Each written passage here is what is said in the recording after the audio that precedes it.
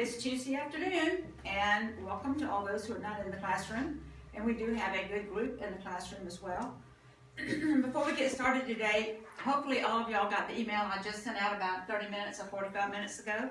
I sent it to everyone in Charleston because Zillow is having a meeting in Charleston on the 20th of January from 9 to 12. And it is free, and Boyd and I both strongly suggest that if you can, that you go.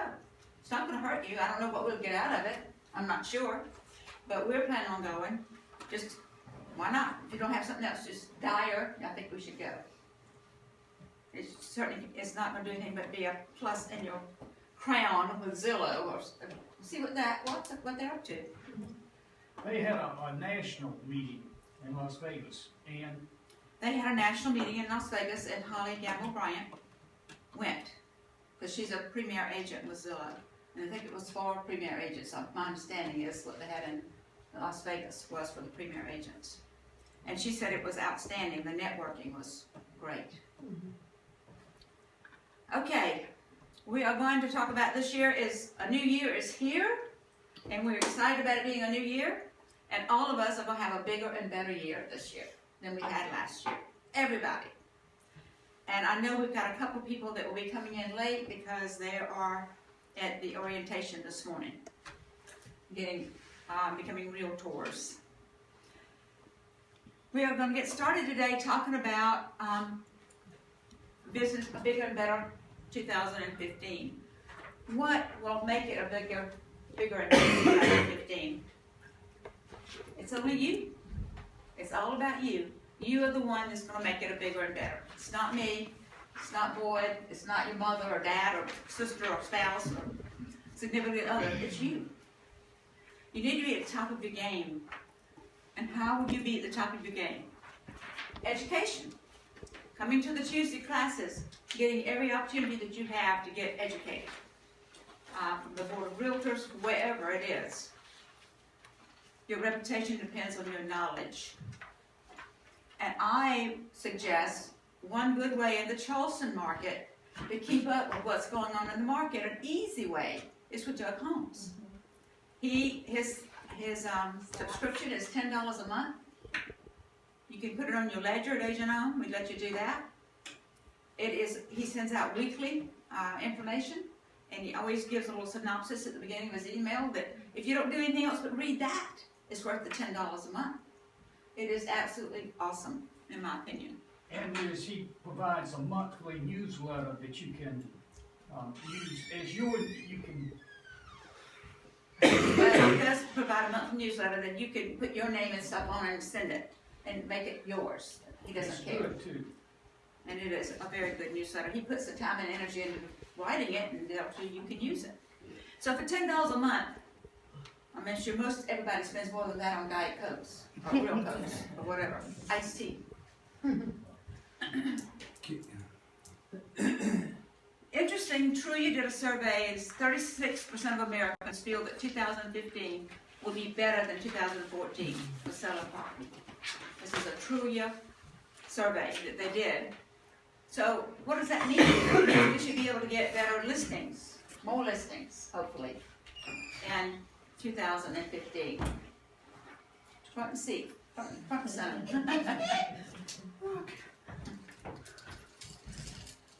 So it should be easier for us to get listings, hopefully. And you've got several forms sitting in front of you, and those who are watching online, there are forms on the site that you can download. All these forms that we have in the classroom are also on the internet, on the site that you can download. One of the first things that we need to do is look at where did your business from 2014 come from. And there's a sheet there that you can go through and list all, for those who did not have any production in 2014, if you're brand new, and I don't see anybody in the room right now that is brand new, well, potential brand new. But go back and list your deals. And somebody said, well, I didn't have that many. Well, you had some. Whatever you had, go back and list them. And additional forms I gave you, in addition to the presentation, you'll have, this form is also additional. So, and I have extra pages of this, and of course you can make copies of it as well. Randy, you're welcome to come. But you want to look at your sales price, the source, the buyer, whether it was a buyer, seller, what community, and the property type that it was. So you must make that list. And these are some sources of business that you may or may not have thought about, but where can your business come from, or where did mine come from?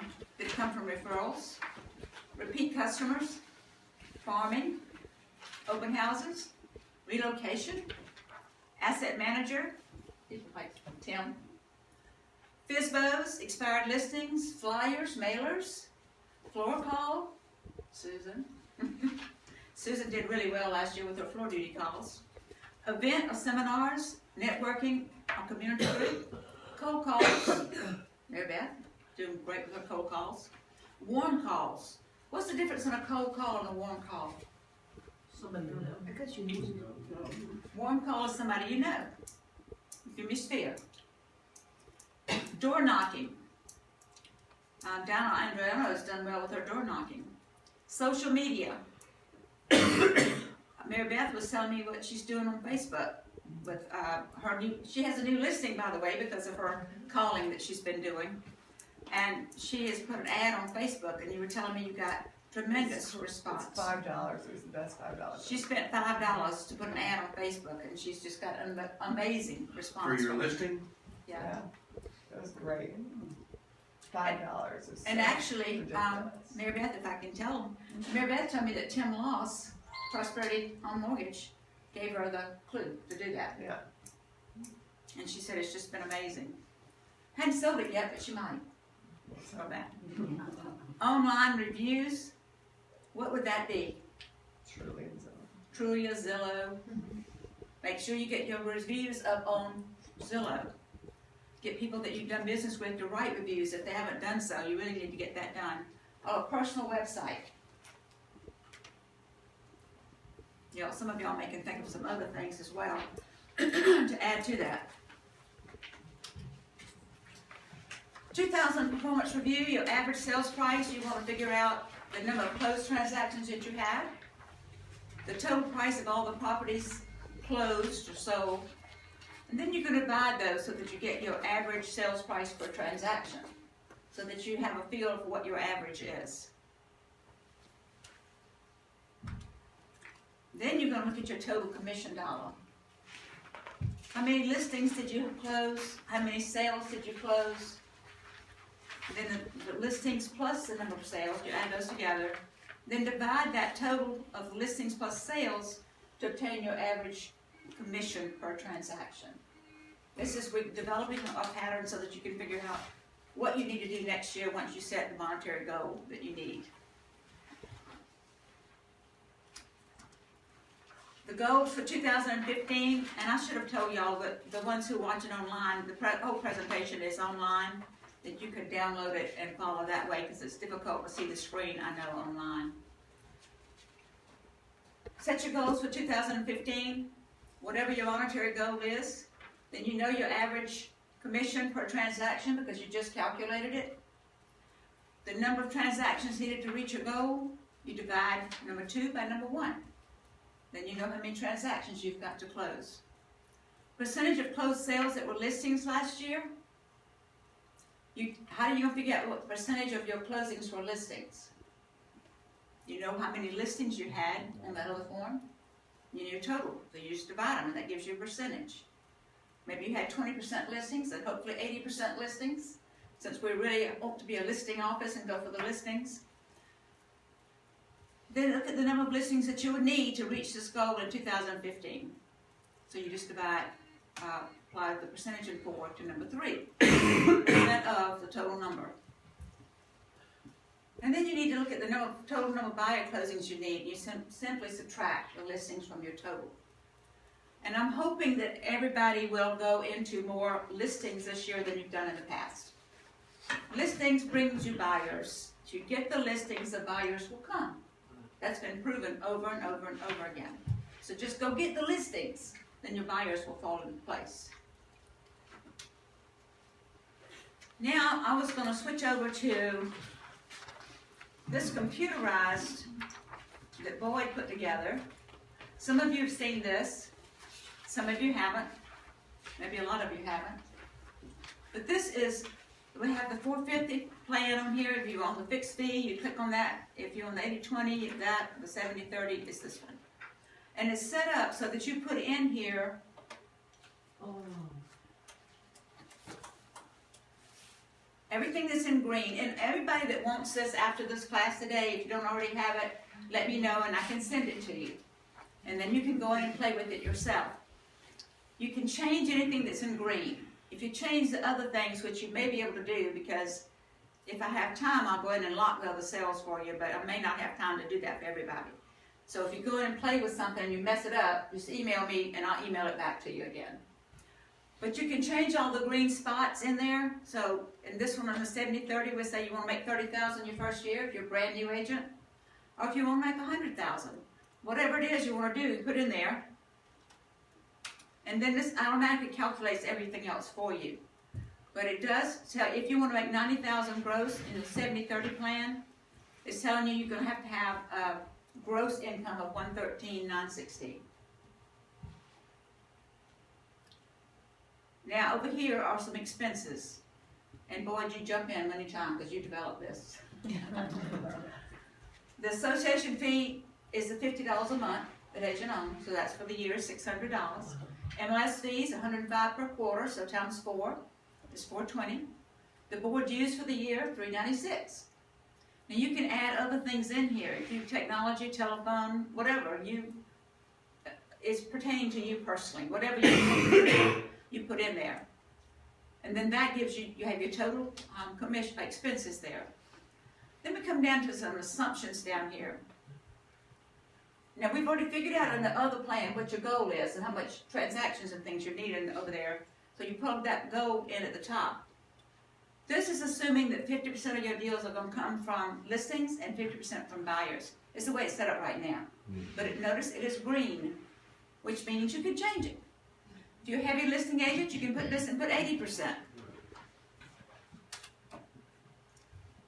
Then this will need to be changed, of course, to what? 20. So you can adjust these however your business is. After you figured it out from the other forms, the way your business, so your listings, your sales, or whatever. Now we put in here that your average commission per deal is going to be 2.75. Why would we do that? We hope everything's 3 or more, but there are also 2.5s out there. And if you got buyers that want to see a particular listing, if it's 2.5, you're going to sell it. So we just said figure 2.75. You can change that if you like, that is in green. Now this is saying right now that if you want to make $90,000 and you're going to have it come this way, 80/20, then you're going to need 91,000 GCI gross commissions from listings and 22,700 from sales. This is the volume that you're going to need to do that work. And here are the number of transactions. This says you need 17 listings sold and 4 buyer sales. I'd love for everybody to have that kind of relationship. It's a little lopsided for me. I'm sorry, Jack. You're right. Right. But if they do this listings, I'm telling you, they're going to have more buyers than I'm this. just teasing. Yeah. So sales conversion ratio, this is something else. Notice it's green. You can change it. I'm in the 70/30 plan, so basically for brand new agents, national statistics have shown that brand new agents should look at 50/50, 50% conversion. And I guess some of you might think you're lucky if you can convert 50%.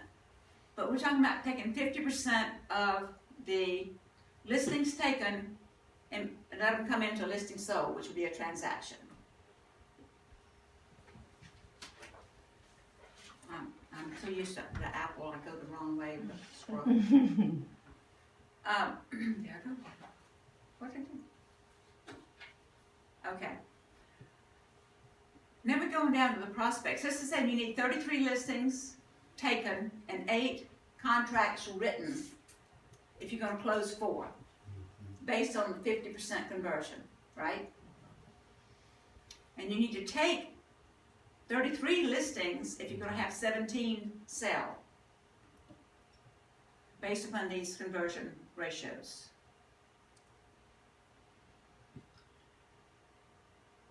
Now, how many prospects are you gonna need in order to do that? This system calculates it for you. It says you'll need 9.21 listing prospects per month.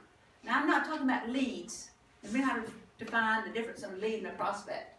This is prospects. These are people who are serious about doing something, buying or selling. And you'll need 1.38 buyer prospects. That breaks down to how much per week. And then we come down to, we talk about sphere of influence and farming because these are the two big sources of your business. We're saying this is for a new agent that 50% is coming from the sphere of influence and 50% from farm area, which probably is going to be more heavily weighted to sphere of influence, depending on how strong your sphere of influence list is, how big it is. But this thing, to do this production, you're going to need 331 total prospects in your sphere of influence that are interested in selling, and 50 in your sphere of influence that are interested in buying. Or a total of 381 in your sphere of influence to generate this income that we talked about with these conversion ratios that I've listed there. And then down in the farm area, assuming that 50% of it is going to come from farming and 50% from sphere of influence, then you're going to need a total of 3,100 in your farm area. Overwhelming? It's a lot. Big farm. It's what? Big farm? Well, see, you can go back, when you change these ratios to make it more realistic for you, and Miller George definitely would not be this way. That number is going to change. And the neat thing about this program is it calculates it for you. Once you put in your ratios and the commission amount, and if you sell on a lot of land, well, of course, land these days, they got the commission down to residential anymore, don't they? Just about. Used to be land was 10%. Well, I made up my mind last night that I'm not gonna take less than 8, and I'll just tell them that. So, and I'm gonna shoot for 10 because I've just noticed so much land now listed in MLS at 3. I know. I know. And in the early 2000s, everything we It's did 10. was 10%, and it just needs to go back there because you got to do so much more. I think you're right. I think the reason it went down was because of the economy and everything was so bad. I mean, but things have turned around, so we need to turn that around as well. But all that comes into play. You just have to feed all those things. Anything that's green, you can change. Any comments or questions about any of this? Or Boyd, do you have any comments? No? That just popped into my drive yesterday, so you must have mailed it to my drive. I'm sorry? That popped into my Google Drive yesterday. Did you? I've given this to you before. Yeah, well, I just saw it was right at the top yesterday. I've never seen it before. So you've sent that out to everyone? No, I've sent it out to I meet with certain agents every Monday, and some of those I've given this to before, and we've worked on this before. I thought I'd given it to y'all before. Yeah, I didn't share it with you yesterday, so it had to be there from before. should- But I will, if you will let me know you want it, I will share it with you. Just email me, because I won't remember. Email me and tell me you'd like to have it.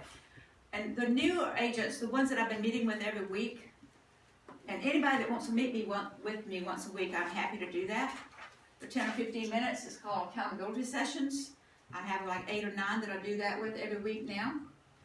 And those people, we did not meet yesterday because we're having the class today, and I would really like you to set up a specific time for us to get together to go over this in detail, where I can pull from the QuickBooks your production, your actual numbers, and then we plug them in here and plug them in other forms and come up with what you need to do. And that's going to take more than 5 or 10 minutes. So if you would set up a time with me this week sometime, that would be great, that we can get that done. So that next Monday when we meet, we're running. We're off running. And we don't have to wait another week to do this.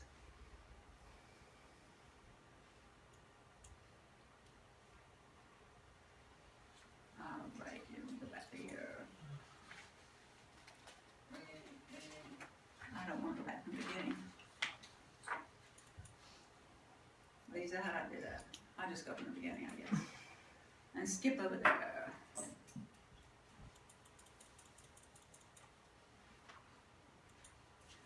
Okay, some things that I would like for you to think about? If you didn't reach your production goal last year, what kept you from doing that? Think about it. I don't care if your goal was 1 listing and 1 sale or 50, and you didn't reach it, then why didn't you? And that's only for you to answer, it's not for anybody else to know.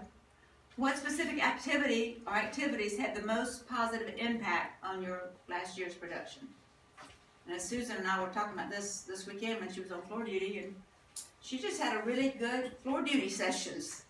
And she did 3/4 of her business last year came from floor duty. For those people who don't want to do floor duty, duh, right, Susan? Yeah. Susan doesn't want you to do floor duty because she likes to do it. But, you know, it's not just doing floor duty, it's keeping the contractor. It's staying in contact, of Okay, course. that's- You get the lead from floor duty. Yeah. Of course, you gotta do your follow-up work and all that. But I'm talking as far as where leads come from. If you could select only one lead generation activity from last year to take and repeat in 2015, what would it be? And this is just for you to answer for yourself. And why would you do that?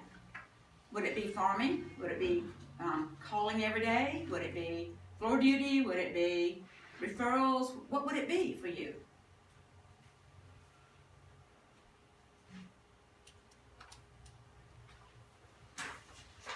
There are no accidental champions. People who are really, really successful are not accidentally successful. They work at it. They plan and they work at it. You now know what you need to do once we've finished all this. Maybe right this second you don't because we've just been talking about it. But once you sit down and analyze all of this, you know what you need to do. You just have to do it.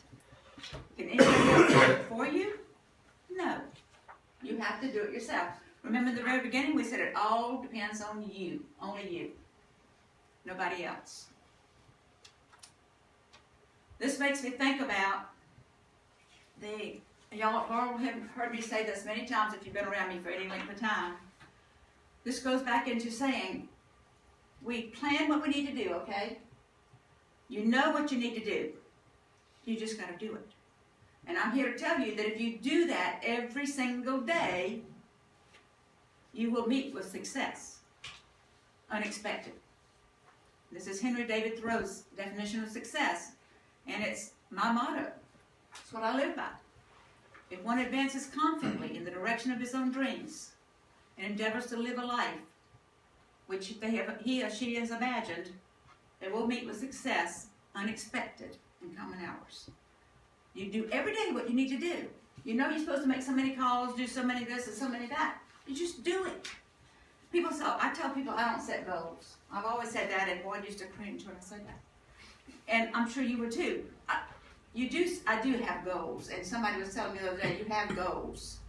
You just don't think of them as goals. If I'm going about doing every day what I know I need to do, see, I know what I need to do. So I just do it. And success happens.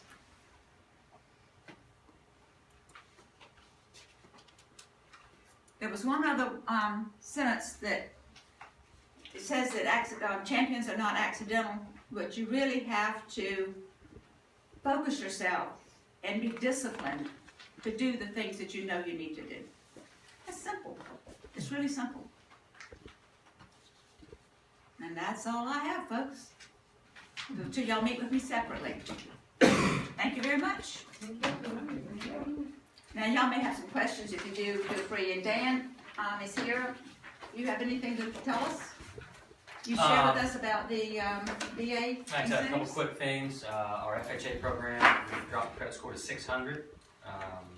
That does come with certain restrictions on assets and debt to income, but it does give potential opportunity for some of the lower credit score borrowers.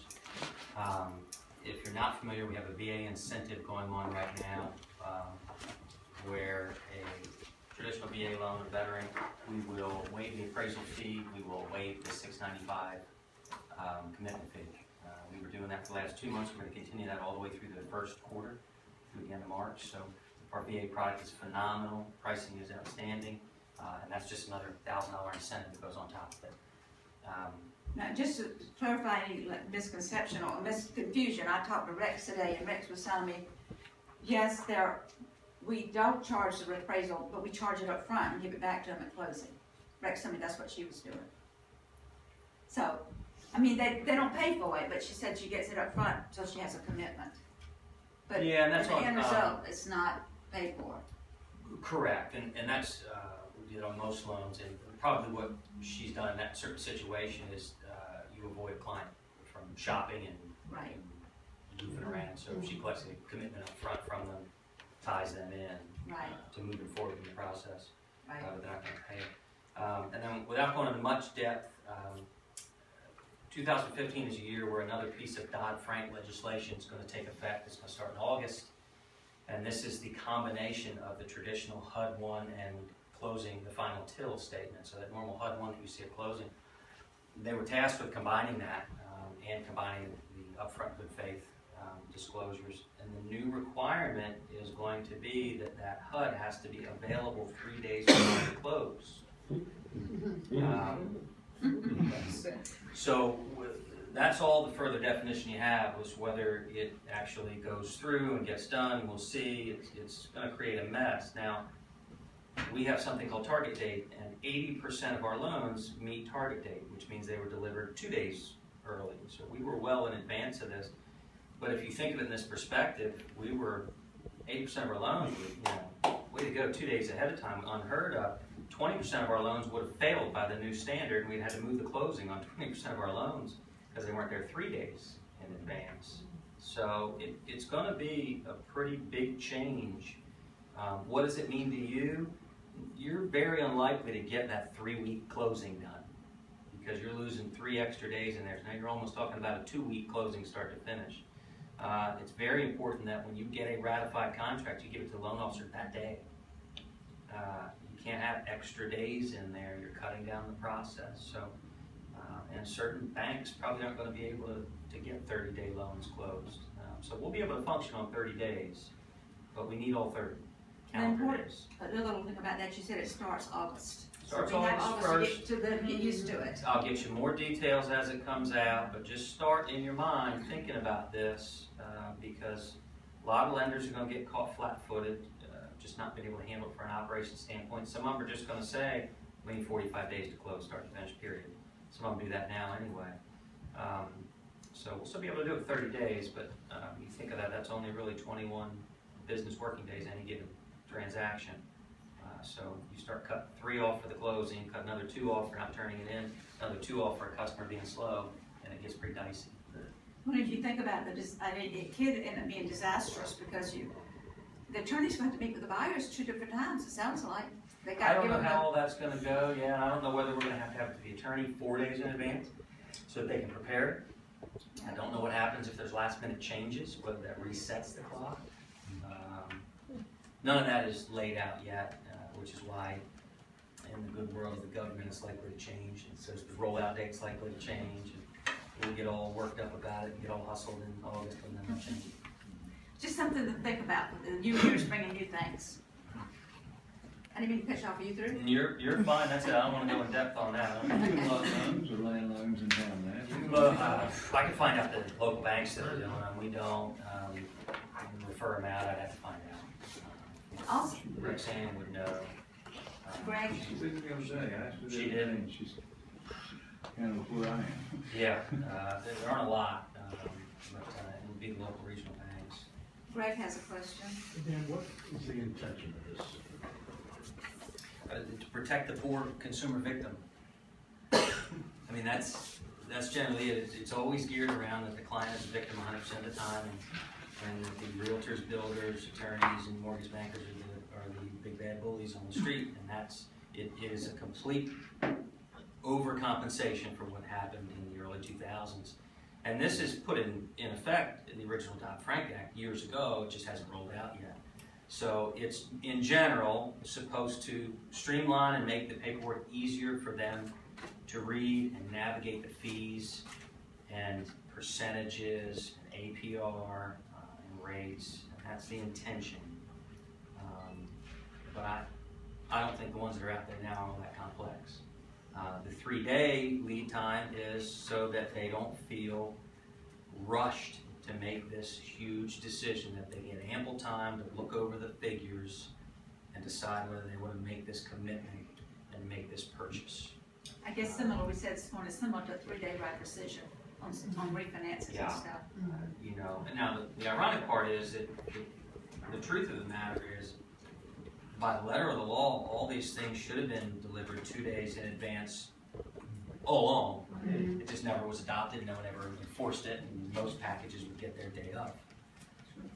So I think it is good that they have some time to review the final figures, swallow the purchase order. In my opinion, you can do that in 24 hours. But 3 days is the number they came up with, and that's what they're going with. I don't know whether that's business days, calendar days. I don't know whether that's to the hour, 11 to 11. I don't know how it's. We're just giving y'all a heads up because it's coming down the road. There's a lot more to be learned about. And there's more Dodd-Frank stuff sitting out there. So, Also, you have in front of you and online also, you have this goal sheet. You have 2 different ones.